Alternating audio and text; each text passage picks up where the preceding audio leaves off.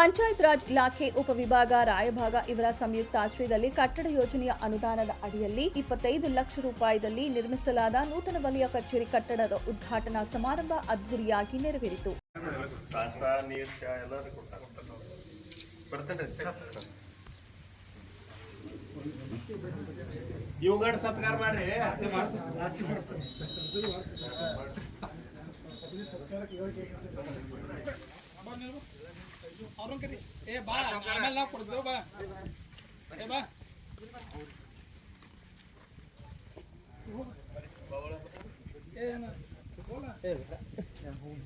Board ಬರ್ತೈತಲ್ಲ ಮೇಲ್ಗಡೆ board ಬರ್ತೈತಲ್ಲ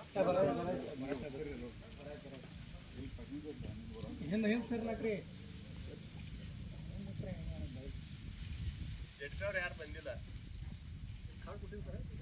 ಸಾಮಾಜಿಕ ಅರಣ್ಯ ವಲಯ ರಾಯಭಾಗ ನೂತನ ವಲಯ ಕಚೇರಿ ಕಟ್ಟಡ ಉದ್ಘಾಟನೆಯನ್ನ ರಾಯಭಾಗ ಮತಕ್ಷೇತ್ರದ ಶಾಸಕರಾದ ಡಿಎಂ ಐಹೊಳೆ ನೆರವೇರಿಸಿದರು. ಬಳಿಕ ಮಾತನಾಡಿದ ಅವರು, ಅರಣ್ಯಗಳು ಭೂಮಿಯ ಮೇಲಿನ ಶ್ವಾಸಕೋಶಗಳು. ಮಾನವ ಬದುಕಿರುವುದು ಉಸಿರಿನಿಂದ, ಉಸಿರು ಬರುವುದು ಹಸಿರಿನಿಂದ. ಪರಿಸರವೇ ಜೀವರಾಶಿಗೆ ಆಧಾರ. ಇದನ್ನ ಉಳಿಸಬೇಕು. ಜನತೆ ಸಹಕಾರ ಅತಿ ಮುಖ್ಯ. ಕಾಡಿನಿಂದ ಮಳೆ, ಮಳೆಯಿಂದ ಬೆಳೆ, ಬೆಳೆಯಿಂದ ನಮ್ಮ ಬದುಕು ಎಂದು ಸಸ್ಯ ಸಂಪತ್ತದ ಕುರಿತು ಈ ವೇಳೆಯಲ್ಲಿ ತಿಳಿ ಹೇಳಿದರು.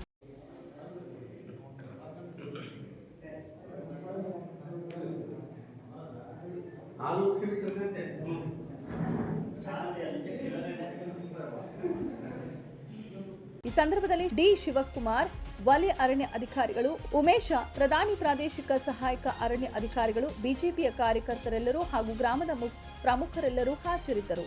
Ramesh Kamble, 9 live news, Chikkodi.